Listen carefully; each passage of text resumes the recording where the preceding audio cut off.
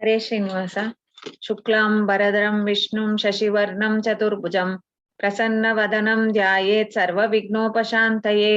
ಪೂರ್ಣ ಸುಗುಣಾರ್ನವನೆ ಅನಗ ಪರಮೇಶ್ವರನೇ, ಆನಮಿಪೆ ನಿನಗೆ ಆನಂದಮಯ ವಿಷ್ಣು. ನಿನ್ನಯ ಸುಮಹಿಮೆಗಳ ನಿನ್ನಿಚ್ಛೆಯಿಂದಲೇ ಚೆನ್ನಾಗಿ ತಿಳಿಸಿ ಅಚಿನ್ನ ಭಕ್ತಿಯ ನೀಯೋ. ಬುದ್ಧಿರ್ಬಲಂ ಯಶೋಧೈರ್ಯಂ ನಿರ್ಭಯತ್ವಂ ಅರೋಗತ ಅಜಾಡ್ಯಂ ವಾಕ್ಪಟುತ್ವಂ ಚ ಹನುಮತ್ ಸ್ಮರಣಾತ್ ಭವೇತ್.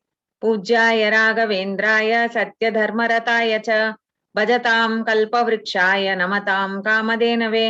ದುರ್ವಾದಿ ದ್ವಾಂತರವೇ ವೈಷ್ಣವೇಂದೀವರೇಂದವೇ ಶ್ರೀ ರಾಘವೇಂದ್ರ ಗುರವೇ ನಮೋ ಅತ್ಯಂತ ದಯಾಳವೇ.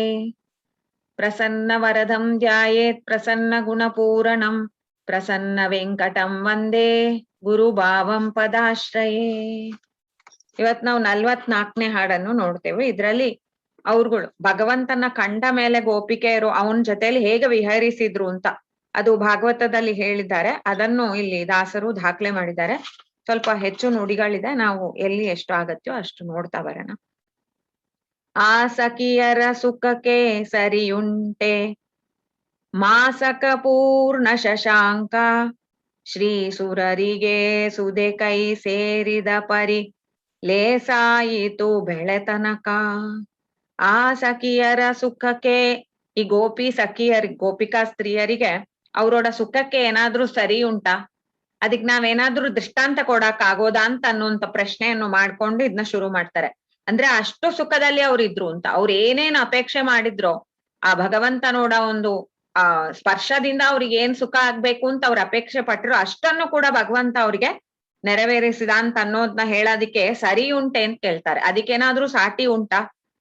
ಆ ಮಾಸಕ ಅಂತಂದ್ರೆ ಲಕ್ಷ್ಮೀ ಸಖನಾಗಿರುವಂತ ಪರಮಾತ್ಮ ಅಂತಂದ್ರೆ ಲಕ್ಷ್ಮಿಗೆ ಪ್ರಿಯನಾಗಿರುವಂತವ. ಅವನು ತುಂಬಾ ಸುಂದರವಾಗಿರುವಂತ ಪೂರ್ಣ ಶಶಾಂಕ, ಪೂರ್ಣ ಚಂದ್ರನಾಗಿರುವಂತ ಸುಂದರವಾದ ವದನ ಉಳ್ಳ ಆ ಪರಮಾತ್ಮ ದೊರಕಿದಾಗ ಇವ್ರಿಗೆ ಹೇಗಿತ್ತು ಅಂತಂದ್ರೆ, ಶ್ರೀ ಸುರರಿಗೆ ಸುದೆ ಕೈ ಸೇರಿದ. ಆ ಶ್ರೀ ಸುರರು ಅಸುರರು ಯುದ್ಧ ಮಾಡುವ ಯುದ್ಧ ಅಲ್ಲ, ಅದೇ ಅವರು ಸಮುದ್ರ ಮಥನ ಮಾಡೋ ಕಾಲಕ್ಕೆ ಸುರರಿಗೆ ಬಂದು ನಮಗೆ ಸಿಕ್ಕೋದ ಅಂತಿತ್ತು. ಯಾಕೆಂದ್ರೆ ಮೋಹಿನಿ ಬರೋದಕ್ಕೆ ಮುಂಚೆ ಯಾವಾಗ ಅಮೃತ ಬಂತೋ ಕೂಡ್ಲೆ ಅಸುರರು ಒಯ್ದು ಬಿಟ್ಟಿದ್ರು. ಒಯ್ದು ಬಿಟ್ಟು ಕೂಡ್ಲೆ ಇವ್ರಿಗೆಲ್ಲ ಒಂದ್ ಭಯ ಆಗಿತ್ತು, ನಮಗೇನು ಇದು ಸಿಕ್ಕೋದಾ ಇಲ್ವಾ ಅಂತ. ಯಾಕಂದ್ರೆ ಅವ್ರುಗಳು ದೈತ್ಯರು, ಅವ್ರಿಗೇನಿದೆ, ಇಬ್ರು ಸೇರಿ ಕಡ್ದಿದ್ದೆವು, ಇಬ್ರಿಗೆ ಕೂಡ ಅಮೃತ ಬರ್ಬೇಕು ಅಂತ ಅನ್ನೋಂತ ಒಂದೇ ಒಂದು ಷರತ್ತಿತ್ತು. ಆದ್ರೆ ಆ ಷರತ್ತನ್ನ ಅವ್ರು ಇಟ್ಕೊಳ್ಬೇಕು ಅಂತ ಏನಿದೆ ನಿಯಮ, ಅವ್ರು ನಿರಾಕರಣೆ ಮಾಡಿ ಓಡ್ಬಿಟ್ರೆ ಅದು ಭಯ ಅವ್ರಿಗಿತ್ತು. ಆದ್ರೆ ಭಗವಂತ ಏನ್ ಮಾಡ್ದ, ಮೋಹಿನಿ ರೂಪದಲ್ಲಿ ಬಂದು ಆ ದೈತ್ಯರಿಕೆ ಮೋಹವನ್ನು ಉಂಟು ಮಾಡಿ ಇವರಿಗೆ ಸುಧೆಯನ್ನು ಉಣಿಸಿದಾಗ ಹಬ್ಬ ಅಂತಿತ್ತು ಅವ್ರಿಗೆ. ನಮಗ್ ಸಿಕ್ಕಿತಲ್ಲ ಇವಾಗ ಅಂತ ಎಷ್ಟು ಹಾತೊರಿತಾ ಇದ್ರು. ಆ ಅಮೃತ ಅವ್ರಿಗೆ ಸಿಕ್ಕಿದಾಗ ಅವ್ರಿಗೆ ಎಷ್ಟು ಆನಂದ ಆಯ್ತೋ ಆ ತರ ಹೇಳ್ತಾರೆ. ಆ ಸುಧೆ ಅವ್ರಿಗೆ ಸೇರಿದಾಗ ಆ ಪರಿ ಲೇಸಾಯಿತು ಅವರಿಗೆ, ಅವರೋಡ ಮನಸ್ಸು ಅಂತ ಅನ್ನುವಂಥದ್ದು ಎಷ್ಟು ಭಾರವಾಗಿತ್ತು, ಭಗವಂತ ನನ್ನ ಬಿಟ್ಟು ಹೋದಲ್ಲ ಅಂತ. ಅದ್ರಿಂದ ಅದು ಇವಾಗ ಲೇಸ ಆಯ್ತು ಅಂತಂದ್ರೆ ತೆಳ್ಳಗಾಯ್ತು ಮನಸ್ಸು. ಭಗವಂತ ನನ್ನೋಡ ಈ ಪ್ರೀತಿಗೆ ಒಲಿದಿದಾನ, ನಾನ್ ಮಾಡಿರೋಂತ ತಪ್ಪನ್ನು ಅವ್ನು ಕ್ಷಮಿಸಿದ್ದಾನ ಅಂತ ಅನ್ನೋಂತ ಒಂದು ಭಾವನೆ ಅವ್ರ ಮನಸ್ಸಲ್ಲಿ ಮೂಡಿತು.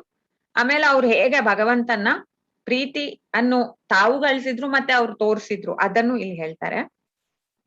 ಶ್ರೀ ಶೌರ್ಯ ಪಾಣಿ ಸರಸಿ ಜಗಳ ಭಾಸಕ ಎನ್ನುತ್ತ ಒಬ್ಬಳ್ ಹಿಡಿದಳು, ಪೋಷಿತ ಚಂದನದ ಸರಳ್ ತೋಳ್ಗಳ ಬೀಸಿ ಬಿಗಿದಪ್ಪಿದಳೊಬ್ಬಳು, ಶ್ರೀಶನ ತಾಂಬೂಲ ಆಸತಿ ಕೈ ಒಡ್ಡಿ ಹಾಸದಿ ಮೆದ್ದಳೊಬ್ಬಳು, ಈಶನ ಪದ ಪದ್ಮಲೆ ಸಾಗಿ ಓರ್ವಳು ತಾ ಸ್ತನದಲ್ಲಿ ಧರಿಸಿದಳು.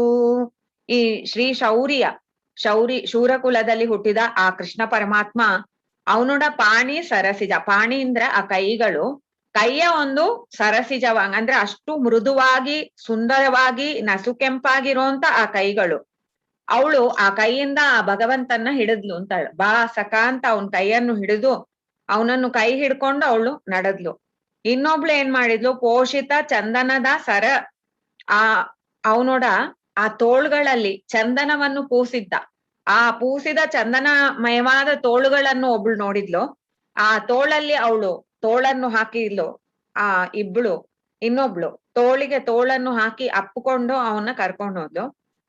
ಶ್ರೀಶನ ತಾಂಬೂಲ ಶ್ರೀಶ ಲಕ್ಷ್ಮೀಪತಿಯಾಗಿ ಇರುವಂತ ಕೃಷ್ಣ ತಾಂಬೂಲವನ್ನು ಉಣ್ಣುತ್ತಾ ಇರ್ಬೇಕಾದ್ರೆ ನಿನ್ನ ತಾಂಬೂಲವನ್ನು ನನಗೆ ಕೊಡು ಅಂತ ಅವಳು ಕೈಯೊಡ್ಡಿ ತಗೊಂಡ್ಲು. ಆಮೇಲೆ ಅವಳದನ್ನು ಮೆದ್ಲು. ಈಶನ ಪದ ಪದ್ಮ ಲೇಸಾಗಿ ಆ ಪರಮಾತ್ಮನೋಡ ಪಾದವನ್ನು ಇನ್ನೊಬ್ಳು ತನ್ನ ಸ್ತನದಲ್ಲಿ ಧರಿಸಿದ್ಲು ಅಂತಂದ್ರು. ಬುರುಕುಟಿಗಳನ್ನು ಗಂಟಿಕ್ಕಿ ಸ್ನೇಹ ನೋಟದಿ ಮುಖ ಇರುಹಿದಳ್ ಔಡುಗಚ್ಚಿ ಸಕನಾಸ್ಯನ ಎವೆಯಿಕ್ಕದೋರ್ವಳು ನೋಡಿ ಸುಖಿಸಿದಳು ಕನ್ಮನ ಮೆಚ್ಚಿ ನಿಖಿಲಾತ್ಮನ ಚೆಲುವಿಕೆಯನ್ನು ಧೇನಿಸಿ ಸಖಿಯಳಿದ್ದಳು ಅಂತ ಹಚ್ಚಿ ವಿಕಸಿತ ಮುಖ ನಾಸಿಕ ತುದಿಯಲಿ ಪ್ರಾಣ ಸಕನಿಟ್ಟರೆ ಕಣ್ಣು ಮುಚ್ಚಿ ಭ್ರುಕುಟಿಗಳನ್ನು ಗಂಟಿಕ್ಕಿ ಒಬ್ಳು ಆ ಭ್ರುಕುಟಿಗಳು ಅಂತ ಅನ್ನೋದ್ನ ಹತ್ರ ತಗೊಂಡ್ ಬಂದ್ಲಂತೆ. ನಾವ್ ಎದನ್ನಾದ್ರೂ ಕೂಡ ಫೋಕಸ್ ಮಾಡಿ ನೋಡ್ಬೇಕಾದ್ರೆ ಈ ಕಣ್ಣನ್ನು ನಾವು ಭ್ರುಕುಟಿಗಳನ್ನು ಹತ್ರ ಸೇರಿಸ್ತೀವಿ, ಅದ್ನವೇ ನೋಡ್ತಾ ಇರುವಾಗ. ಆತರ ಅವಳು ಆ ಗಂಟಿಕ್ಕಿದ್ಲು, ಭ್ರುಕುಟಿಗಳನ್ನು ಗಂಟಿಕ್ಕಿ. ಆದ್ರೆ ಆ ಭ್ರುಕುಟಿಗಳು ಹತ್ರ ಬರುವಾಗ ಏನೋ ಕೋಪದಿಂದ ನೋಡ್ತಾಳೆ ಅಂತಲ್ಲ, ಸ್ನೇಹದಿಂದ ನೋಡ್ತಾಳೆ ಅಂತಾರೆ. ಸ್ನೇಹ ನೋಟದಿ ಮುಖದ ಇರುಹಿದಾಳ್ ಔಡುಗಚ್ಚಿ ಅಂದ್ರೆ ಅವಳು ಅವಳೋಡ ಇದು ದವಡೆಗಳನ್ನು ಕಚ್ಚಿಕೊಂಡಿದ್ಲು ಅಂತಾರೆ. ಆ ನೋಟದಲ್ಲಿರುವಂತ ಕಾನ್ಸಂಟ್ರೇಷನ್ ಹೇಳ್ತಾರೆ. ಅವಳು ನೋಡ್ಬೇಕಾದ್ರೆ ಅವಳೋಡ ಆ ಎಲ್ಲಾ ಮನಸ್ಸು ಕೂಡ ಆ ಪರಮಾತ್ಮನಲ್ಲೇ ಇತ್ತು.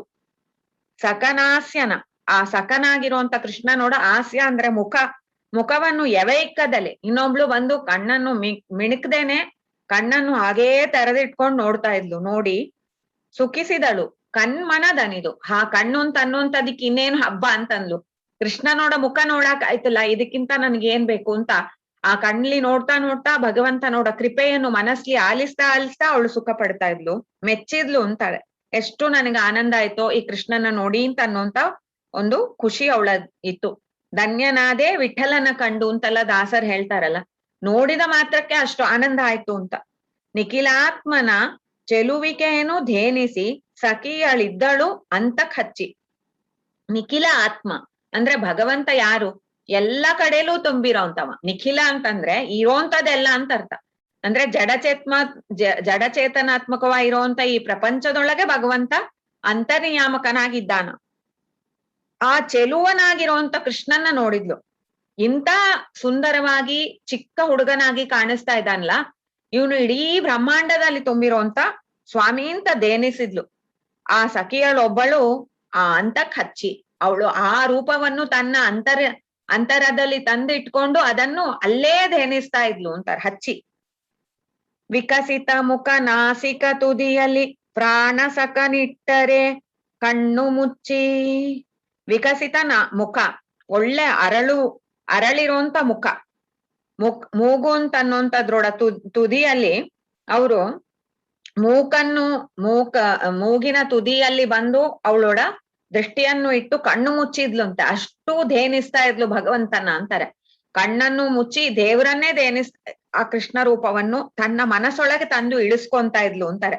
ಮನಸ್ಸಿಗೆ ಅವಳು ಅದನ್ನ ಹಚ್ಚುತ್ತಾ ಇದ್ಲು. ಅಂದ್ರೆ ಈ ರೂಪವನ್ನು ಮತ್ತೆ ನಾನ್ ಬಂದು ನೋಡ್ಬೇಕು ಅಂತಂದ್ರೆ, ನಂಗೆ ಅದು ಸಿಕ್ಬೇಕು ಅಂತಂದ್ರೆ ಅಲ್ಲಿ ಹಚ್ಚಿರ್ಬೇಕದು. ಆ ರೂಪವನ್ನೇ ಅವಳು ತನ್ನ ಇಂಟರ್ನಲೈಸ್ ಮಾಡಿ ಮೆಮರಿಯಲ್ಲಿ ಅದೊಂದು ಪಾಠವಂಗ್ ಮಾಡಿದ್ಲು. ನೋಡ್ತಾ ನೋಡ್ತಾ ನೋಡ್ತಾ ಹೇಳ್ತಾರಲ್ಲ, ಒಂದು ದೇವರೋಡ ರೂಪವನ್ನು ನಾವು ಧ್ಯಾನ ಮಾಡ್ಬೇಕು ಅಂದ್ರೆ ಫಸ್ಟ್ ಅದಕ್ಕೆ ಸಂಸ್ಕಾರ ಬೇಕು. ಅದಕ್ಕೆ ಹೊರಗಿರುವಂತ ಬಾಹ್ಯ ರೂಪಗಳನ್ನು ನೋಡೋದು. ಬಾಹ್ಯ ರೂಪಗಳು ಅಂತ ಅನ್ನುವಂಥದ್ದು ನೋಡುವಾಗ ನಮಗೆ ಅದ್ರಲ್ಲಿ ಏನು ಗೊತ್ತಾಗದೆ ಇರೋದಕ್ಕೆ ಅದ್ಲೆ ಅನುಸಂಧಾನ ಮಾಡಿ ಇರ್ತಾರೆ. ಅಂದ್ರೆ ಆ ರೂಪ ಏನ್ ನಾವು ನೋಡ್ತೇವೋ ಅದು ಕಲ್ಲಿಂದಲ್ಲ, ಕಲ್ಲಿಂದೇ ಆದ್ರೆ ಕೂಡ ಕಲ್ಲೊಳಗಿರುವಂತ ಭಗವಂತ ಅವ ಜ್ಞಾನಾನಂದಮಯ ಅಂತ ಹೇಳ್ತಾ ಆ ಜಡವ ಮತ್ತೆ ಪರಮಾತ್ಮನಿಗೇನು ಭೇದ ಇದೆ ಅಂತ ತಿಳ್ಕೊಂಡು ಅದನ್ನ ಉಪಾಸನೆ ಮಾಡಿ ಅಂತಾರೆ. ಅವಾಗ ಅಲ್ಲಿ ಕೈಯಲ್ಲಿರುವಂತ ಆ ತೋಳು ಅಂತ ಅನ್ನುವಂಥದ್ದು ಕೃಷ್ಣನೋಡ ತೋಳಿದಲ್ಲ, ಉಡುಪಿ ಕೃಷ್ಣನ್ ತೋಳು, ಅದು ಎಷ್ಟು ಸುಂದರವಾಗಿ ಕಾಣುತ್ತೆ ಅಂತಾರೆ. ಅದ್ರಲ್ಲಿ ಬಂದು ಇರುವಂತ ಆ ಮೃದುತ್ವವನ್ನು ನೀವು ನೋಡಿ. ಕಲ್ಲಲ್ಲಿರುವಂತ ಒಂದು ಹಾಡ ಇರುವಂತ ಕಲ್ಲು ಆದ್ರೆ ಅದು ಪ್ರತೀಕವಾಗಿದೆ. ಆ ಮೃದುತ್ವವನ್ನು ನೋಡಿ ಅಂತಾರೆ. ಆ ಮೃದುವಾಗಿರುವಂತ ಪರಮಾತ್ಮನೋಡ ರೂಪವನ್ನು ಅವಳು ಕಂಡಾಗ ಅದನ್ನು ಹಾಗೆ ಅವಳು ತನ್ನ ಮನಸ್ಸಿಗೆ ಹಚ್ಕೊಂಡ್ಲು ಅಂತಾರೆ. ಸಂಸ್ಕೃತ ಮೋಕ್ಷದ ಸಂಶಯ ಇಲ್ಲದ ಪರಮಹಂಸರ ಸ್ಥಿತಿ ಅಂತವರು ಕಂಸಾರಿಯ ರೂಪಾಂಶವನ್ನೇ ನೆನೆದುಂ ಸಂತತ ಪರವಶರು ಹಂಸವಾಹನ ಶೀತಾಂಶುಧರ ಅಮರೋತ್ತಂಸಾರ್ಚಿತ ಅರಸಿಯರು ಹಂಸಗಾಮಿನಿಯರು ಮಾಂಸಾವೇಶರು ಧ್ವಂಸಿತ ವೃಜಿನ ಶುಚಿಯರು. ಸಂಸ್ಕೃತ ಮೋಕ್ಷದ ಅವರು ಸಂಸ್ಕೃತಿ ಮೋಕ್ಷದ ಅಂದ್ರೆ ಸಂಸ್ಕೃತಿ ಅಂದ್ರೆ ಸಂಸಾರ, ಸಂಸಾರದ ಮೋಕ್ಷ ಅಂತ ಅನ್ನುವಂಥದ್ದು ಯಾರಿಗೆ ಸಂಶಯವೇ ಇಲ್ಲೋ ಹಂಗಂದ್ರೆ ಜೀವನ್ ಮುಕ್ತರು ಅಂತ ಅರ್ಥ. ಜೀವನ್ ಮುಕ್ತರು ಆಗಿರೋಂಥವ್ರು ಪರಮಹಂಸರು. ಅವರು ಪರಮಹಂಸರು ಅಂತಂದ್ರೆ ಯಾರು ಬಂದು ಸಂಸಾರದಲ್ಲಿ ವಿರಕ್ತಿಯನ್ನು ಹೊಂದಿದ್ದಾರೆಯೋ ಅವರು. ನಾವು ಪಾರಮಹಂಸ ಆಚಾರ್ಯ ಹಂಗೆ ಅಂತ ಹೇಳಿ ಸನ್ಯಾಸಿಗಳಿಗೆ ಕರೀತಾರೆ. ಯಾಕೆಂದ್ರೆ ಅವರು ಸಂಸಾರದಲ್ಲಿರುವಂತ ಏನು ಆಸಕ್ತಿಗಳಿರತ್ಯೋ ಭೋಗಗಳಿರತ್ಯೋ ಅದನ್ನೆಲ್ಲ ಅವ್ರು ತ್ಯಾಗ ಮಾಡಿದ್ದಾರೆ. ಆ ಸಂಕಲ್ಪ ಪೂರ್ವಕವಾಗಿ ತ್ಯಾಗ ಮಾಡಿ ಬಾಹ್ಯದಲ್ಲಿರುವಂತ ಎಲ್ಲಾ ಜನರಿಗೂ ಕೂಡ ಅದು ಗೊತ್ತೋಗೋ ಹಂಗೆ ಅವರು ದೀಕ್ಷೆಯನ್ನು ತೊಡ್ತಾರೆ. ಅಂತ ಪಾರಮಹಂಸರು ಅಂತ ಅನ್ನೋಂಥವ್ರು ಅವ್ರು ಹೆಂಗಿರೋರು ಅಂತಂದ್ರೆ ಅವ್ರಿಗೆ ಬಂದು ಪರಮಾತ್ಮನ ಸಾಕ್ಷಾತ್ಕಾರ ಆದ ಮೇಲೆ ಇರುವಂತದ್ದು ಪಾರಮಹಂಸರು ಅಂತ ಯಾರು ಇದ್ದಾರೆಯೋ ಅವರು ಜೀವನ್ ಮುಕ್ತರು ಅಂತ ಕರೆಸ್ಕೊಳ್ಳೋಂಥವ್ರು ಇದ್ದಾರಲ್ಲ, ಅವರಿಗೆ ಸಂಸಾರ ಅಂತ ಅನ್ನೋದು ದೂರವೇ. ಅಂದ್ರೆ ಅವರು ಅದನ್ನ ತ್ಯಾಗ ಮಾಡಿದ್ ಮಾತ್ರ ಇಲ್ಲ, ಭಗವಂತನ ಕೃಪೆಯಿಂದ ಅವರು ಅದರಿಂದ ಅದ್ರೊಡ ಬಂಧನ ಶಕ್ತಿಯಿಂದ ಅವ್ರು ಮುಕ್ತರಾಗಿರ್ತಾರೆ. ಅಂತ ಅವರು ಹೇಗೆ ಇರೋರು ಆತರ ಇವ್ರಿದ್ರು ಅಂದ್ರೆ ಇವ್ರಿಗೆ ಯಾವ ಕಾಳಜಿನೂ ಇಲ್ದೇನೆ ಆ ಭಗವಂತ ನೋಡ ಒಂದು ರೂಪವನ್ನು ನೋಡ್ತಾ ಅಷ್ಟು ಆನಂದ ಪಡ್ತಾ ಇದ್ರು ಅಂತಾರೆ. ಇವ್ರೋಡ್ ಸ್ಥಿತಿ ಹಂಗಿತ್ತು ಅಂತಾರೆ. ಕಂಸಾರಿಯ ರೂಪಾಂಶವನ್ನೇ ನೆನೆದುಂ ಸಂತತ ಪರವಶರು. ಕಂಸಾರಿಯಾಗಿರೋಂತ ಈ ಪರಮಾತ್ಮ ಅವನು ಸಂಸಾರಿ, ಸಂಸಾರದ ಅರಿ ಕಂಸಾರಿ. ಆ ಕಂಸಾರಿಯಾಗಿರುವಂತ ಈ ರೂಪ ಆ ಅಂಶವನ್ನೇ ನೆನೆದು, ರೂಪಾಂಶವನ್ನೇ ನೆನೆದು ಅಂತಂದ್ರೆ ಅಲ್ಲಿರುವಂತ ಅಂಶ ಭಗವಂತನೋಡ ಅಂಶ ಏನ್ ಇಲ್ಲಿ ಬಂದಿದೆ ಅಂತಂದ್ರೆ ಅವನು ಕೃಷ್ಣ ರೂಪದಲ್ಲಿ ಬಂದಿದ್ದಾನ. ಆ ರೂಪವನ್ನು ಅವ್ರು ನೋಡ್ತಾ ಇದ್ರು. ನೋಡ್ತಾ ನೆನೆದು ಸಂತತ ಪರವಶರು. ಅವ್ರು ಅದನ್ನ ನೋಡ್ತಾ ನೋಡ್ತಾ ತಮ್ಮ ಮನಸ್ಸಲ್ಲಿ ಇರೋಂತ ಅವ್ರೋಡ ಓನ್ ಏನು ಅವ್ರ ಮೇಲೆ ಅವ್ರ ಮನಸ್ಸು ಅಂತ ಅನ್ನೋಂಥದ್ದು ಇಲ್ಲ ಅಂತಾರೆ. ಅಂದ್ರೆ ಅವ್ರ ಕಂಟ್ರೋಲ್ ಅಲ್ಲೇ ಇಲ್ಲ. ಮನಸ್ಸು ಅಲ್ಲಿ ನೋಡ್ಬೇಡ ಇಲ್ಲಿ ನೋಡು ಅಂತ ಅದ್ ಹೇಳಲಾರ್ದು. ಮನಸ್ಸು ಅಂತ ಅನ್ನೋಂಥದ್ದು ಅಲ್ಲೇ ನೋಡ್ತಾ ಇದೆ, ಕಣ್ಣು ಅಲ್ಲೇ ನೋಡ್ತಾ ಇದೆ. ಆ ಮನಸ್ಸು ಅಂತ ಅನ್ನೋದು ಅವನಿಗೆ ವಶವಾಗಿದೆ ಅಂತಾರೆ. ಪರವಶ ಅಂತಂದ್ರೆ ಇನ್ನೊಬ್ರು ವಶದಲ್ಲಿ ಇದೆ ಅಂತ ಒಂದು ಅರ್ಥ ಇದೆ. ಆದ್ರೆ ಇಲ್ಲಿ ಪರ ಅಂತಂದ್ರೆ ಯಾರು ಶ್ರೇಷ್ಠ, ಯಾರು ಶ್ರೇಷ್ಠ, ಯಾರು ಎಲ್ಲರ ಅಂತರ್ಯಾಮಿಯೋ ಅವನು ಶ್ರೇಷ್ಠ, ಯಾರು ಭೂಮಿಗೆ ಇಳಿದು ಬಂದಿದ್ದಕ್ಕೆ ಕಾರಣ ಬೇರೆ ಅವರು ಅವನು ಶ್ರೇಷ್ಠ, ಇನ್ನೊಬ್ರಿಗಾಗಿ ಅವನ್ ಬಂದ, ಭಕ್ತ ಜನರಿಗಾಗಿ ಬಂದ ಅಂತ ಪರಮಾತ್ಮನಲ್ಲಿ ಅವ್ರ ಮನಸ್ಸನ್ನ ಇಟ್ರು. ಪರವಶರಾಗಿ ಅವರು ಭಗವಂತನವೇ ನೋಡ್ತಾ ನಿಂತು ಬಿಟ್ರು. ಹಂಸವಾಹನ ಈ ಪರಮಾತ್ಮ ಯಾರು ಅಂತಂದ್ರೆ ಆ ಹಂಸವಾಹನ ಅಂತಂದ್ರೆ ಬ್ರಹ್ಮದೇವರು. ಶೀತಾಂಶುಧರ ಅಂತಂದ್ರೆ ಚಂದ್ರನವನ್ನು ತಲೆಯಲ್ಲಿ ಹೊತ್ತಿರುವಂತ ರುದ್ರದೇವರು.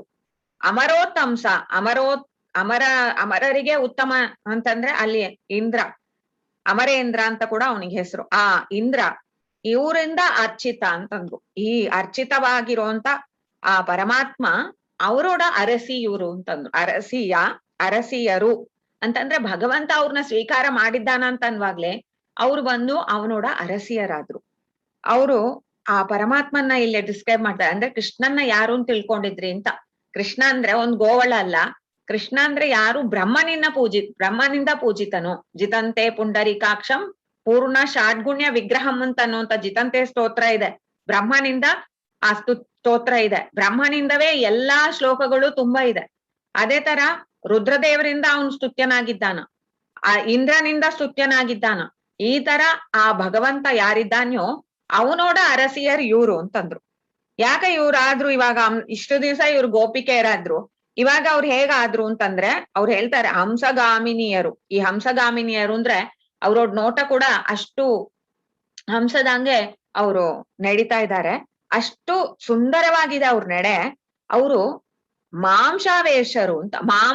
ಮಾ ಅಂದ್ರೆ ಇಲ್ಲಿ ಲಕ್ಷ್ಮೀದೇವಿ. ಲಕ್ಷ್ಮೀದೇವಿಯೋಡ ಆವೇಶ ಅವ್ರೊಳಗ್ ಬಂದಿದೆ. ಇವಾಗ ಕೃಷ್ಣ ಅವ್ರನ್ನ ಸ್ಪರ್ಶ ಮಾಡ್ತಾನ ಅಂತಂದ್ರೆ ಆಚಾರ್ಯ ಮಧ್ವರು ಇದನ್ನು ಒಂದು ಅವರೋಡ ತಾತ್ಪರ್ಯ ನಿರ್ಣಯದಲ್ಲಿ ಹೇಳಿದ್ದಾರೆ.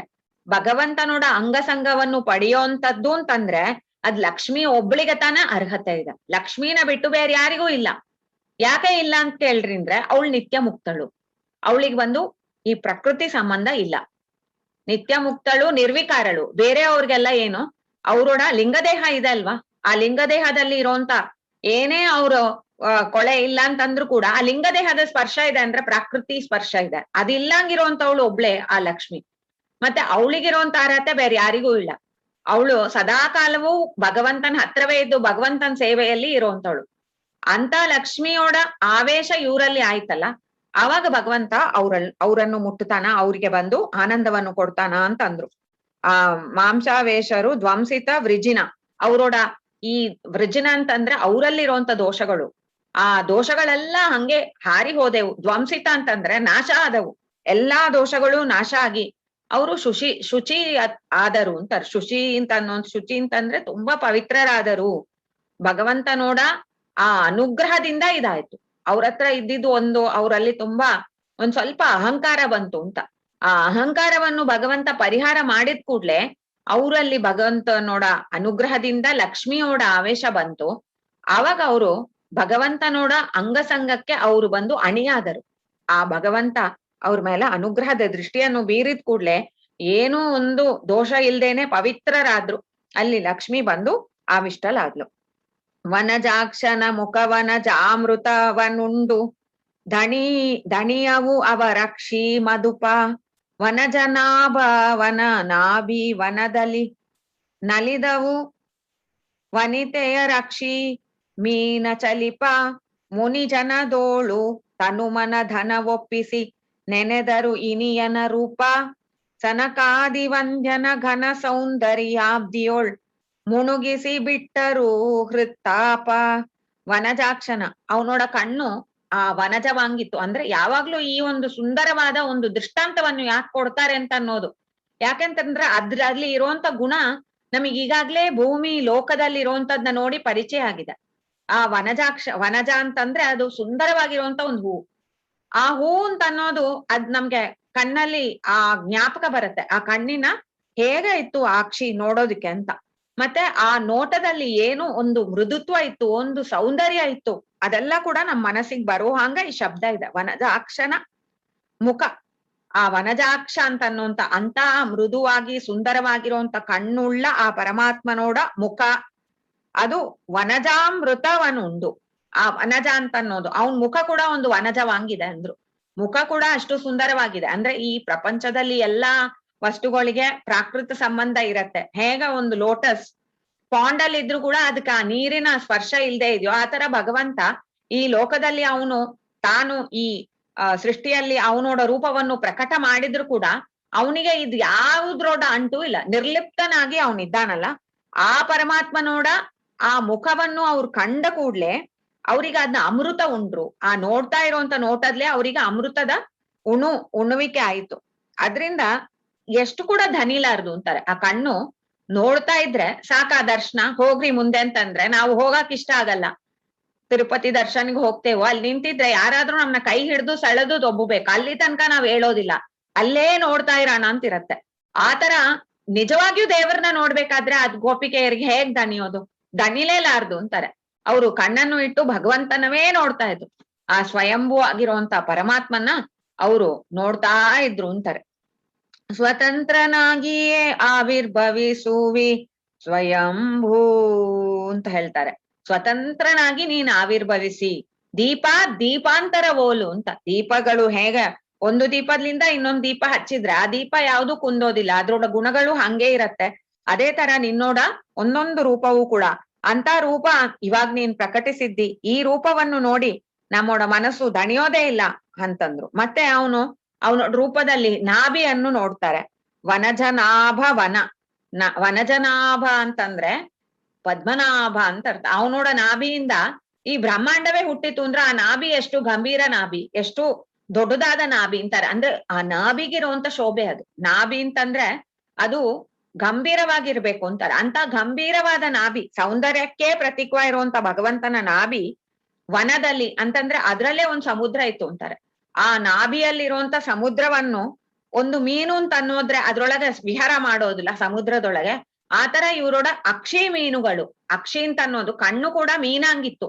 ಮೀನಿಗೆ ಕೂಡ ಆ ಕಣ್ಣೋಡ ಸೌಂದರ್ಯವನ್ನು ಹೇಳುವಾಗ ಮೀನಾಂಗಿದೆ ಅಂತ ಹೇಳೋದು ಉಂಟು. ಆ ಮೀನಾಂಗಿರುವಂತ ಕಣ್ಣಿಂದ ಅವರು ಆ ನಾಭಿಯಲ್ಲೇ ಆ ಮೀನು ಸುತ್ತಾಡ್ತಾ ಇತ್ತು ಅಂತಾರೆ. ಅಷ್ಟು ಸುಂದರವಾಗಿತ್ತು ಆ ನಾಭಿ. ಮುನಿಜನದೋಳು ತನು ಮನ ಧನ ಒಪ್ಪಿಸಿ. ಮುನಿಜನರು ಓಲು ಅಂದ್ರೆ ಮುನಿಜನರು ಏನ್ ಮಾಡ್ತಾರೆ, ಆ ಭಗವಂತನಿಗೆ ತನ್ನ ತನು ಮನ ಧನವನ್ನು ಒಪ್ಪಿಸ್ತಾರೆ. ತನು ಅಂತಂದ್ರೆ ದೇಹ, ಮನ ಮತ್ತೆ ತನು ಮನ ಧನ ಏನಿದೆಯೋ ಅವ್ರ ಹತ್ರ. ನಾವ್ ಇವಾಗ ಪುರಂದರದಾಸರನ್ನು ನೀವು ತಗೊಳ್ಳಿ, ಅವ್ರ ಹತ್ರ ನವಕೋಟಿ ನಾರಾಯಣ ಅಂತಿದ್ರು ಅವ್ರು. ಆ ನವಕೋಟಿಯನ್ನು ಕೂಡ ಅವ್ರು ದಾನ ಮಾಡಿದ್ರು. ತನು ಮನ ಧನ ಅಂತನ್ವಾಗ ಧನವನ್ನು ಒಪ್ಪಿಸಿದ್ರು ದೇವರಿಗೆ. ಕೃಷ್ಣಾರ್ಪಣ ಅಂತ ಒಂದು ತುಳಸಿ ದಳ ಹಾಕಿ ಕೊಟ್ರು, ಧನ ಆಯ್ತು. ಇವಾಗ ತನುವನ್ನು ಏನ್ ಮಾಡಿದ್ರು, ಅವನ ಸೇವೆಗೆ ಅವ್ರು ಮೀಸಲಿಟ್ರು. ಅವರು ಇನ್ನೇನು ಅವ್ರ ಹತ್ರ ರಥ ಕುದುರೆಗಳು ಅವ್ರಿಗೆ ಏನೇನೋ ಇತ್ತು, ಅದೆಲ್ಲಾ ತ್ಯಾಗ ಮಾಡಿಟ್ಟು ಅವರು ಕಾಲ್ನಡಿಗೆಯಲ್ಲಿ ಬಂದು ಗುರುವನ್ನು ಹುಡ್ಕೊಂಡು ಹೋದ್ರು. ಆ ಗುರು ಹತ್ರ ಅವರು ಆ ಅಂಕಿತವನ್ನು ಪಡೆದು ಬೀದಿ ಬೀದಿಗ್ ತಿರ್ಕೊಂಡು ಅವ್ರಿಗೇನು ಯಾವಾರದಲ್ಲಿ ಸಿಗ್ತಾ ಇತ್ತೋ ಅದ್ರಿಂದವೇ ಅವರು ಆಹಾರವನ್ನು ತಿಂತಾ ಇದು ತನುವನ್ನು ಒಪ್ಪಿಸೋದು ಅಂತ. ಭಗವಂತನೋಡ ಕೈಂಕರ್ಯಕ್ಕಾಗಿ ಅವರೋಡ ಕೈ ಕಾಲು ಎಲ್ಲ ಕೂಡ ಮೀಸಲಾಗಿತ್ತು ಅಂತಾರೆ. ತನು ಮನ. ಮನಸ್ಸು ಅಂತಂದ್ರೆ ಮನಸ್ಸಲ್ಲಿ ಭಗವಂತನ ಚಿಂತನೆ ಬಿಟ್ಟೇನಿತ್ತು ಅವ್ರಿಗೆ. ಯಾವಾಗ್ಲೂ ಕೂಡ ಆ ತಂಬೂರಿಯನ್ನು ಮೀಟ್ತಾ, ತಂಬೂರಿ ಮೀಟಿದವ ಭವಾಬ್ದಿ ದಾಟಿದವ, ತಂಬೂರಿ ಮೀಟಿದವ ಭವಾಬ್ದಿ ದಾಟಿದವ ಅಂತ ಕೈಯಲ್ಲಿ ಬಂದು ಇದು ಹಿಡ್ಕೊಂಡು ಅವ್ರು ಚಪ್ಪಾಳೆ ಹಿಡ್ಕೊಂಡು ಹೋಗ್ತಾನೆ ಇದ್ರು. ಬೀದಿ ಬೀದಿಗೆ ಅಲ್ಕೊಂಡು ಕೃಷ್ಣ ಎನ್ನಬಾರದೆ, ಕೃಷ್ಣ ಎನ್ನಬಾರದೆ, ಕೃಷ್ಣ ಎಂದರೆ ಕಷ್ಟ ಒಂದಿಷ್ಟಿಲ್ಲಪ್ಪ, ಯಾಕೆ ಕೃಷ್ಣ ಹೇಳೋದಿಲ್ಲ, ಮಾನವ ಜನ್ಮ ದೊಡ್ಡದು ಅಂತ ಆ ಮನಸ್ಸಲ್ಲಿದ್ದದ್ನ ಅವ್ರ ನಾಲಿಗೆಯಿಂದ ಜನರಿಗೆ ತೋರ್ಸಿದಿಂದ ಅವರು ತನು ಮನವನ್ನು ಹೆಂಗ್ ಒಪ್ಪಿಸಿದ್ರು ಆತರ ಅಂತಾರೆ. ಮುನಿಜನ ಓಲು ತನು ಮನ ಧನವನ್ನು ಒಪ್ಪಿಸಿದ್ರು ಇವ್ರು. ನೆನೆದರು ಇನಿಯನ ರೂಪ. ಈ ಇನಿಯ ಅಂತಂದ್ರೆ ತುಂಬಾ ಸ್ವೀಟ್ ಆಗಿರೋದು ಅಂತಾರೆ. ಇನಿಪು ಅಂತ ಅನ್ನೋ ತಮಿಳ್ಳಿ ಆ ಸ್ವೀಟ್ನೆಸ್ಗೆ ಅಂತ ಇನಿಯನಾಗಿದ್ದಾನ, ನನಗೆ ತುಂಬಾ ರುಚಿಯಾಗಿರುವಂತದ್ದು ಅಂತ ಅನ್ನುವಂಥದ್ದು, ತುಂಬಾ ಸಿಹಿಯಾಗಿದೆ ಅಂತಂತೆ, ಪ್ರೀತಿಯನ್ನು ಉಂಟು ಮಾಡುವಂತದ್ದಾಗಿದೆ ಅಂತ ರೂಪವನ್ನು ಅವ್ರು ನೋಡಿ ದನಿಯಕ್ಕೆ ಹೆಂಗ್ ಸಾಧ್ಯ? ದನಿಯೋದು ಅಂತಂದ್ರೆ ಸಾಕು ಪಾಯ್ ನಾನ್ ನೋಡಿ ಆಯ್ತು ಅಂತ ಹೇಳೋದಿಲ್ಲ, ನೋಡ್ತಾನೆ ಇದ್ದಾರೆ ಅಂತಾರೆ. ಆ ನೋಡುವಾಗ ಅವ್ರೋಡ ತನು ಮನವ ಧನವನ್ನೇ ಅವನಿಗೆ ಒಪ್ಪಿಸಿದ್ರು. ಸನಕಾದಿ ವಂದ್ಯನ, ಆ ಭಗವಂತ ಯಾರು ಅಂತ ಅನ್ನೋದನ್ನ ಮತ್ತೆ ಹೇಳ್ತಾರೆ. ಯಾಕಂದ್ರೆ ಸನಕಾದಿ ಮುನಿಗಳು ಎಲ್ಲಿ ಹೋಗಿ ದೇವರನ್ನು ವಂದಿಸಿದ್ರು? ಅವ್ರು ಅಮುಕ್ತ ವೈಕುಂಠಕ್ಕೆ ಹೋದವ್ರು. ಅಮುಕ್ತ ವೈಕುಂಠಕ್ಕೆ ಹೋಗಿ ಭಗವಂತನವರ ದ್ವಾರಪಾಲಕರು ಬಂದು ನೀವ್ ಇವಾಗ ನೋಡಕ್ ಆಗಲ್ಲ ಅಂತ ಅನ್ವಾಗ ದೇವರೇ ಹೊರಗ್ ಬಂದ್ಬಿಟ್ಟಿದ. ಆತರ ಅವರು ಭಕ್ತಿ ಭಗವಂತನಲ್ಲಿ. ಅಂತ ಸನಕಾದಿ ವಂದ್ಯನಾಗಿರುವಂತ ಸ್ವಾಮಿ ಅವನೋಡ ಘನ ಸೌಂದರ್ಯ ಅಬ್ದಿಯೋಳು, ಅವನೋಡ ಘನವಾದ ಸೌಂದರ್ಯಕ್ಕೆ ಎಣೆ ಇಲ್ಲ ಅಂತಾರೆ. ಘನ ಅಂತನ್ವಾಗ್ಲೇ ತುಂಬಾ ಆಳವಾದದ್ದು. ಎಂತ ಆಳ ಹಂಗೆಂತ ಕೇಳಿದ್ರೆ, ಸೌಂದರ್ಯಕ್ಕೆ ಬಂದು ಒಂದು ಹೋಲಿಸೋದಕ್ಕೆ ಯಾವುದು ವಸ್ತು ಇಲ್ಲ ಅಂತಾರೆ. ಆ ಹೋಲಿಸೋಂತದ್ದಕ್ಕೆ ಸಾಧ್ಯವಾದ್ರೆ ಅದ್ರಲ್ಲಿ ಒಂದು ಮಿತಿ ಬಂತುಲ್ಲ, ಇದ್ರಂಗಿದೆ ಅದ್ರಂಗಿದೆ ಅಂತ. ಆದ್ರೆ ಭಗವಂತನ ನೇತಿ ಆತ್ಮ ಅಂತ ಹೇಳ್ತಾರೆ. ನೀವ್ ಒಂದ್ ಸುಂದರವಾದ ಹೂವನ್ನು ತೋರಿಸ್ರಿ, ಈ ಹೂ ಹಂಗಿತ್ತ ಭಗವಂತನ್ ಮುಖ, ಇಲ್ಲ ಚಂದ್ರನಂಗಿತ್ತ ಭಗವಂತನ್ ಮುಖ, ನಿಮ್ಗೇನು ಸುಂದರ ಕಾಣತ್ಯೋ ಅದಕ್ಕಿಂತ ಅವನು ಸುಂದರ ಅಂತಾರೆ. ಅದ್ರಿಂದ ಇದು ಭಗವಂತನ ಅಂತ ಕೇಳ್ರೆ ಇಲ್ಲ ಅಂತ ನಾವ್ ಹೇಳ್ಬೇಕು. ಇದು ಭಗವಂತನ ಅಂತಂದ್ರೆ ಇಲ್ಲ ಅಂತ ಹೇಳ್ಬೇಕು ಅಂತ ಮುನಿಗಳು ಹೇಳ್ತಾ ಇದ್ರು. ಯಾವ್ದನ್ನು ನೀವು ತೋರಿದ್ರು ಕೂಡ ಇದು ಭಗವಂತ ಅಲ್ಲ, ಯಾಕಂದ್ರೆ ಅವನು ಅದಕ್ಕಿಂತ ಉತ್ತಮವಾಗಿದ್ದಾನ. ಏನೇ ಗುಣ ಇರ್ಲಿ ಈ ಪರಿಯ ಸೊಬಗು ಇನ್ಯಾವ ದೇವನಿಗುಂಟು ಅಂತಾರೆ.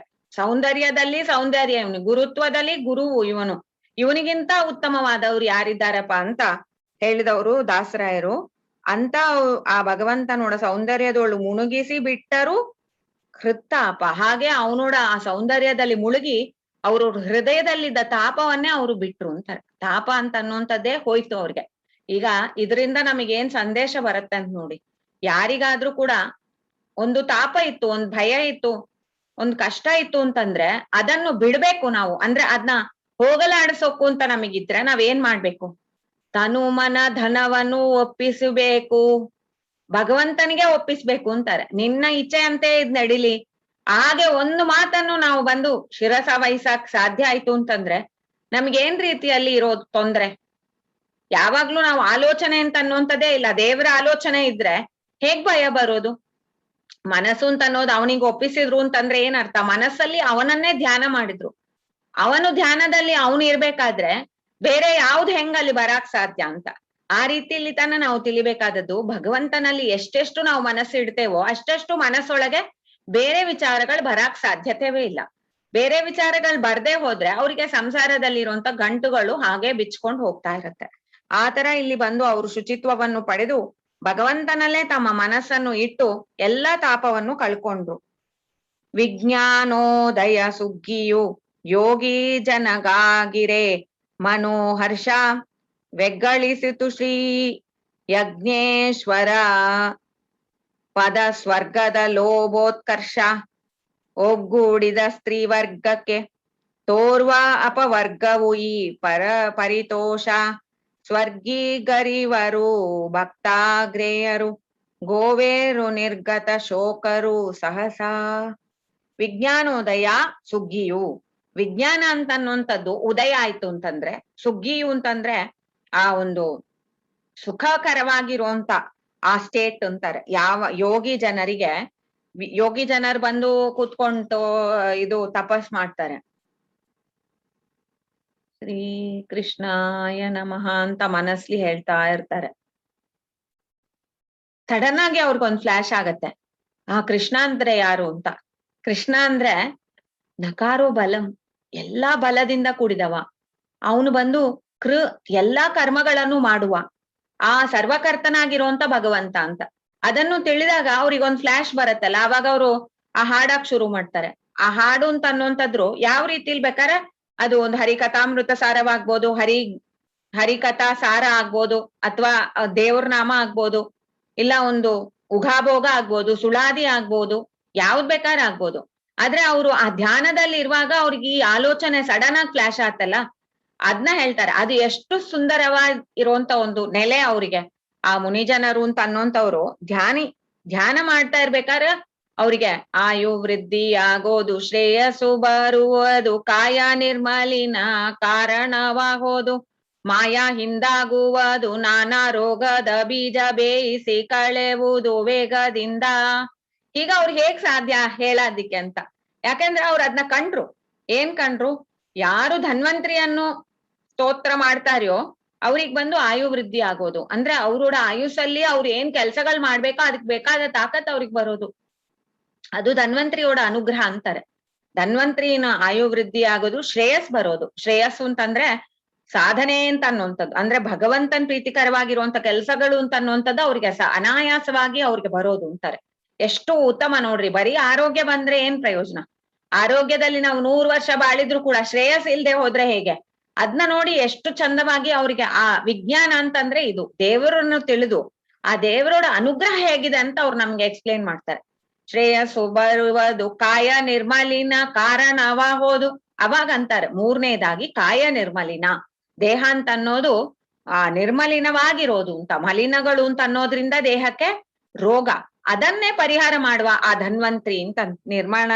ನಿರ್ಮಲವಾಗುವಂತ ಕಾರಣ ಆ ಧನ್ವಂತ್ರಿ ಅಂತಂದ್ರು. ಅದರಿಂದ ಧನ್ವಂತ್ರಿನ ಸ್ತೋತ್ರ ಮಾಡಿ ಅಂತ. ಇದು ಆ ಯೋಗಿ ಜನರಿಗೆ ಬಂದು ವಿಜ್ಞಾನ ಉದಯ ಆದಾಗ ಅವ್ರಿಗೆ ಏನ್ ಖುಷಿ ಆಗೋದು ಅಂತಾರೆ. ಆ ಖುಷಿ ಈ ಜನರಿಗಾಯ್ತು, ಈ ಗೋಪಿಯರಿಗಾಯ್ತು, ಮನೋಹರ್ಷ ಆಯ್ತು. ವೆಗ್ಗಳಿಸು ಶ್ರೀ ಯಜ್ಞೇಶ್ವರ ಪದ ಸ್ವರ್ಗದ ಲೋಭೋತ್ಕರ್ಷ ಅಂತ. ಆ ವೆಗ್ಗಳಿಸಿತು ಅಂತಂದ್ರೆ ಇನ್ನೂ ಹೆಚ್ಚಾಯ್ತು. ಇವಾಗ ನಾವು ನೋಡ್ತಾ ಇದ್ದೇವೆ ಕೃಷ್ಣನ, ಈಗ ನಾವು ಇನ್ನೂ ಪಡಿಬೇಕು ಕೃಷ್ಣನ ಸ್ಪರ್ಶ ಅಂತ. ಆ ಕೃಷ್ಣನ ಸ್ಪರ್ಶವನ್ನು ನಾವು ಪಡಿಬೇಕು ಅಂತ ಅನ್ನುವಂತ ಒಂದು ಏನು ಭಾವನೆ ಇತ್ತೋ ಅದು ವೆಗ್ಗಳಿಸ್ತು. ಶ್ರೀ ಯಜ್ಞೇಶ್ವರನ ಪದ, ಆ ಯಜ್ಞ ಸರ್ವ ಯಜ್ಞ ಭೋಕ್ತಾರನಾಗಿರುವಂತ ಪರಮಾತ್ಮನೋಡ ಪಾದ, ಅದೊಂದು ಸ್ವರ್ಗ ಅಂತಾರೆ. ಆ ಪಾದ ಸ್ವರ್ಗದ ಲೋಭ ಉತ್ಕರ್ಷ. ಆ ಪಾದ ಸ್ವರ್ಗ ಅಂತಂದ್ರೆ ಆ ಪಾದದಲ್ಲಿರುವಂತ ಸುಖ ಅವರಿಗೆ ಉತ್ಕರ್ಷವಾಗಿ, ಆ ಉತ್ಕಟವಾಗಿ ಆ ಬಯಕೆ ಆಯ್ತು. ಭಗವಂತನ ಬಿಡ್ಬೇಕುಡ್ದು ಅಂತ ಅಂದ್ರೆ ಇನ್ನಷ್ಟು ಅವನನ್ನು ನಾವು ಅಪ್ಕೋಬೇಕು, ಅವನ ಇನ್ನಷ್ಟು ನಾವು ಸ್ಪರ್ಶ ಮಾಡ್ಬೇಕು ಅಂತ ಅನ್ನೋಂತ ಒಂದು ಮನಸ್ಸು, ಲೋಭ ಅಂತ ಅನ್ನೋದು ಅವ್ರಿಗೆ ಆಯ್ತು ಅಂತಾರೆ. ಇದು ಸಾಲ್ದು ಇನ್ನೂ ಬೇಕು ಅಂತ ಆ ಉತ್ಕರ್ಷ ಆಯ್ತು ಅವ್ರಿಗೆ. ಒಗ್ಗೂಡಿದ ಸ್ತ್ರೀ ವರ್ಗಕ್ಕೆ, ಈ ಎಲ್ಲಾ ಸ್ತ್ರೀಯರೆಲ್ಲ ಬಂದು ಅಲ್ಲಿ ಸೇರಿ ಒಂದು ಸಮೂಹವಾಗಿ ಭಗವಂತನ ಹಾಡಿದ್ರು, ಸಮೂಹವಾಗಿ ಭಗವಂತನ ಒಲಿಸಿದ್ರು. ಅವರು ತೋರುವಾರು ಅಪವರ್ಗವು ಈ ಪರಿತೋಷ. ಅವರಿಗೆ ಈ ಸ್ತ್ರೀವರ್ಗಕ್ಕೆ ಬಂದು ಇದು ಬಂದು ಸ್ವರ್ಗ ಅಂತ ಅವ್ರಿಗೆ ಅನ್ಸು. ಅಪವರ್ಗ ಅಂತಂದ್ರೆ ಸ್ವರ್ಗ, ಆ ಸ್ವರ್ಗವೇ ಇಲ್ಲಿ ಬಂತು ಅಂತ ಅವ್ರಿಗೆ ಅನ್ಸಿತ್ತು. ಕೃಷ್ಣನೋಡ ಅವರು ಸಹವಾಸದಲ್ಲಿ ಇದ್ದಾರೆ, ಕೃಷ್ಣನೋಡ ಒಂದು ಕರುಣಾ ದೃಷ್ಟಿ ಅವ್ರ ಮೇಲೆ ಇದೆ ಅಂತಂದ್ರೆ ಅದಕ್ಕಿಂತ ಸ್ವರ್ಗ ಏನಿದೆ? ಭೂಲೋಕದಲ್ಲೇ ಅವ್ರಿಗೆ ಸ್ವರ್ಗ ಅಂತಂದ್ರು. ಸ್ವರ್ಗಿಗರಿ ಇವರು ಭಕ್ತಾಗ್ರೇಯರು, ಗೋವೇರು ನಿರ್ಗತ ಶೋಕರು ಸಹಸಾ ಅಂತಂದ್ರು.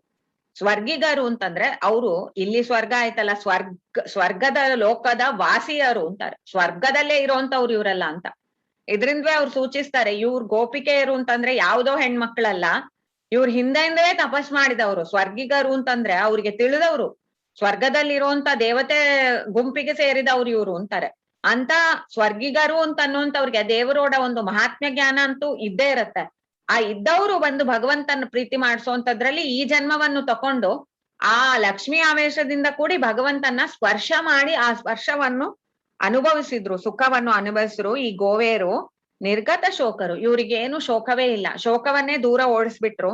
ಸಹಸ ಅಂತಂದ್ರೆ ಈಗಾಗ್ಲೇ ಅಂತಂದ್ರು, ಇವಾಗ್ಲೇ.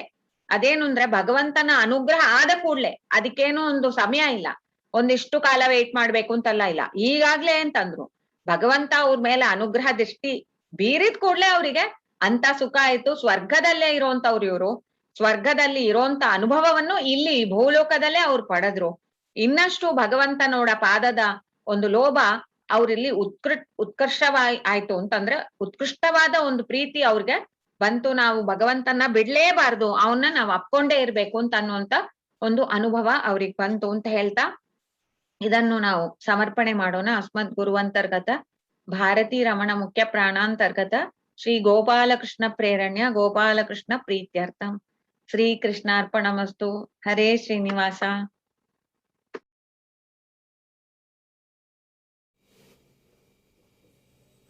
ಸಖಿಯರ ಸುಖಕ್ಕೆ ಸರಿಯುಂಟೆ ಮಾಸಖ ಪೂರ್ಣ ಶಶಾಂಕ ಶ್ರೀ ಸುರರಿಗೆ ಸುಧೆ ಕೈ ಸೇರಿದ ಪರಿ ಲೇಸಾಯಿತು ಬೆಳತನಕ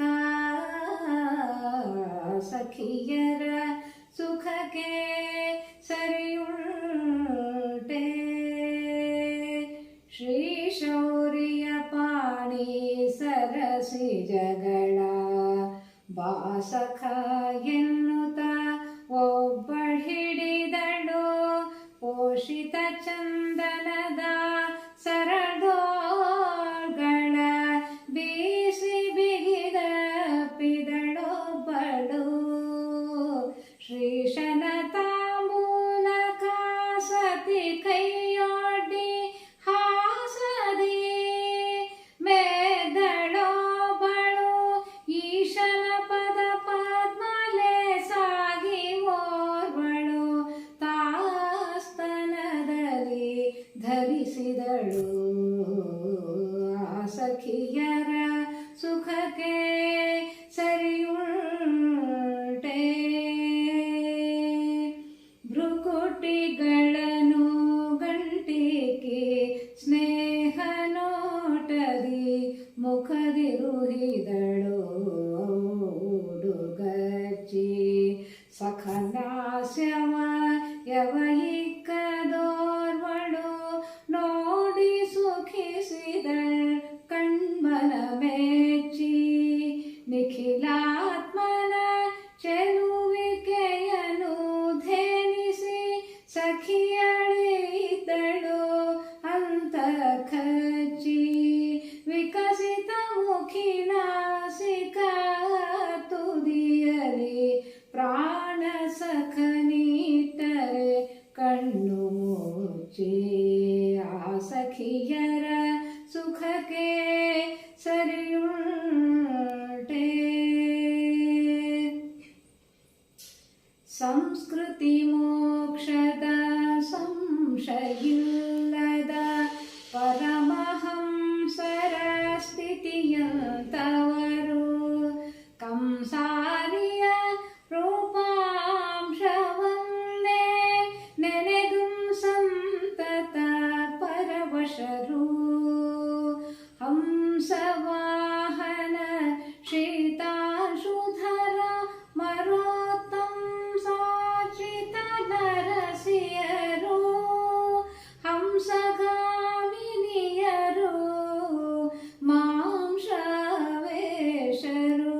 ಧ್ವಂಸಿತ ವೃಜಿನ ಶುಚಿಯರು ಆ ಸಖಿಯರ ಸುಖಕ್ಕೆ ಸರಿಯುಂಟೆ ವನಜಾಕ್ಷನ ಮುಖವನಜಾಮೃತನುಂಡು ದಣಿಯವು ಅವರಕ್ಷಿ ಮಧುಪ ವನಜನಾಭವನ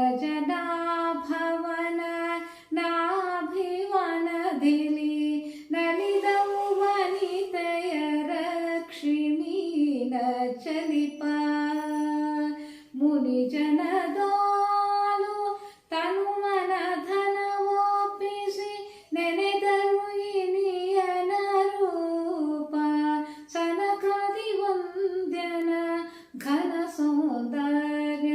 ಸೌಂದರ್ಯಾಧಿಯೋಳ್ ಮುಳುಗಿಸಿ ಬಿಟ್ಟರು ಪ್ರತಾಪ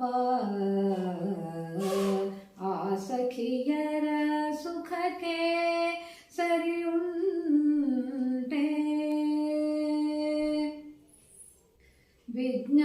ವಿಜ್ಞಾನೋದಯ ಸುಗ್ಗಿಯು ಯೋಗಿ ಜನಗಾಗಿರೆ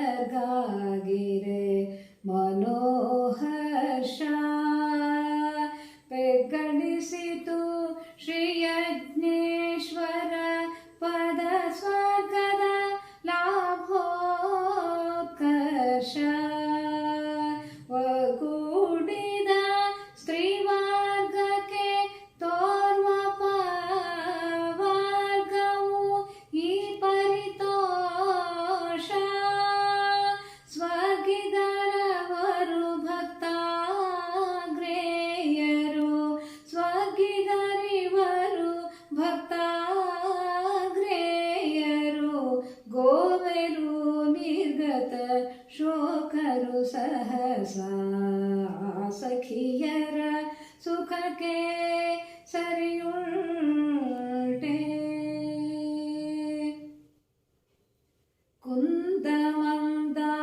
ಕುಂದಮಂದಾರರವಿಂದವ ಹೊಂದಿದ ಮಂದಾನಿಲ ಪರಿಮಳವು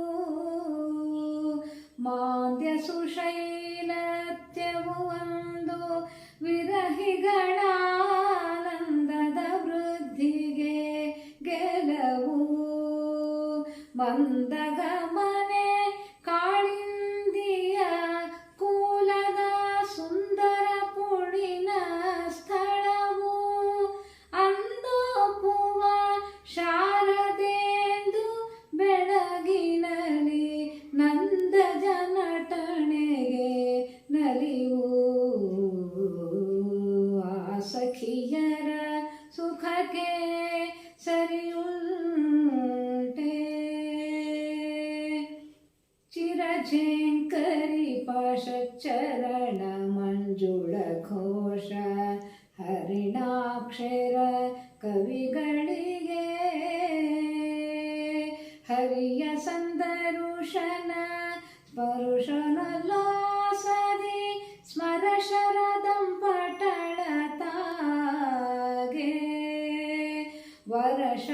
ವರಶಾಸ್ತ್ರಾರ್ಥವು ಪರಶ್ರುತಿ ಹೊಂದಿದ ಪರಿಯುವತಿ ಹೊಂದಲಾಗೆ ಪರಕೆ ಪರಾತ್ಪರ ಸಿರಿವರ ಸುಂದರ ನೆರೆದನವರನು ತಾಬ್ಯಾಗೆ ಆ ಸಖಿಯರ ಸುಖಕ್ಕೆ ಸರಿಯುಂಟೆ ಮಾಸಖ ಪೂರ್ಣ ಶಶ